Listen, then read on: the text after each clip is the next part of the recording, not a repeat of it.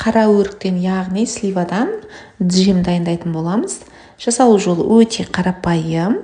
Менің осы рецептім бойынша дайындаңыздар. Дәмі де керемет болып шығады. Ол үшін бізге өріктерді алдын ала жуып, жақсылап тазалап, ортасындағы сүйегінен арылтып, ет тартқыш машинадан немесе блендермен жақсылап езіп алатын боламыз. Езілген өрігімізді кастрюльге құйып, үстіне қант саламыз, жақсылап араластыратын боламыз.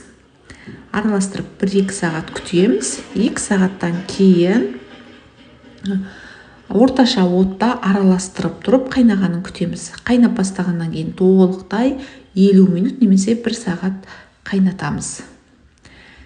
Қойып қоямыз. Шамалы салқындағаннан кейін банкаларды жақсылап жуып, тазалап, құйып, аузын мықтап жауамыз. Осылайша біздің джем вареньеміз дайын. Ас болсын сіздерге.